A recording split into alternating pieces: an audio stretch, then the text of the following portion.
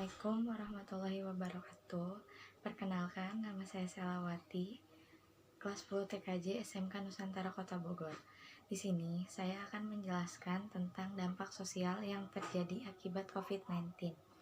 Sebelum masuk ke materinya, saya akan menjelaskan tentang pengertian penyakit COVID-19 atau yang sering disebut virus corona. Adalah penyakit menular yang disebabkan oleh virus jenis baru.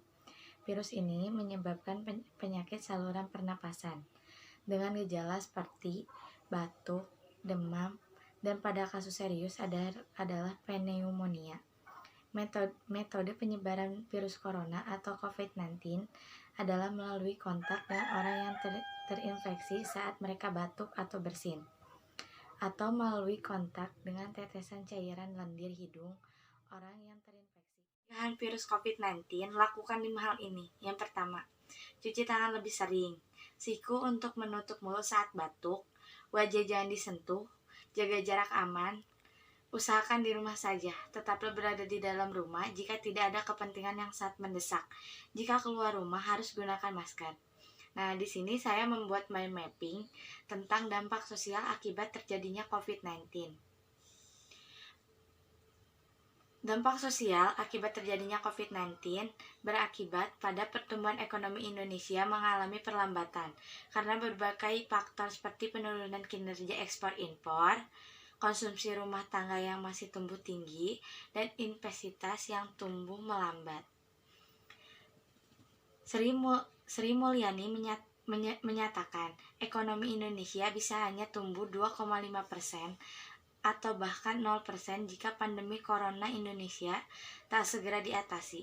Dengan adanya virus corona, pertumbuhan ekonomi Indonesia pasti berada di bawah 5%. Kondisi ini diperburuk dengan harga minyak dan gas yang turun. Padahal ekonomi Indonesia bergantung pada harga komoditas.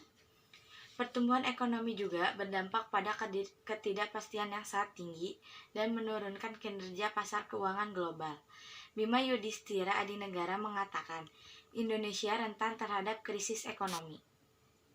Yang pertama, pertumbuhan ekonomi Indonesia mengalami perlambatan yang cukup tajam, yang diperkirakan 4,5 sampai 4,8% di tahun 2020. Yang kedua, terkait aliran modal keluar modal, sepanjang 6 bulan terakhir, tercatat investor asing melakukan aksi jual sebesar 16 triliun. Yang ketiga, Indonesia makin rentan terpapar kepanikan pasar keuangan global menurut Asian Development Bank. Sebanyak 38,5% surat utang pemerintah Indonesia dipegang oleh investor asing. Menurut tenaga ahli utama Kantor Staf Kepresidenan atau KSP, Dhani Amrul Ikhdan mengungkapkan beberapa cara pemerintah untuk mempertahankan pertumbuhan ekonomi Indonesia di tengah bencana wabah virus corona. Langkah-langkahnya, yang pertama yaitu meningkatkan belanja pemerintah melalui proyek infrastruktur yang padat karya, padat modal, dan pada penyerapan tenaga kerja. Yang kedua, pemerintah memberikan insentif pada sektor pariwisata seperti memberikan diskon 30 hingga 35% untuk tiket pariwisata. Yang ketiga yaitu bantuan jaminan sosial serta penurunan suku bunga kredit. Sekian yang dapat saya sampaikan tentang dampak sosial yang terjadi akibat COVID-19. Kurang lebihnya mohon maaf. Wassalamualaikum warahmatullahi wabarakatuh.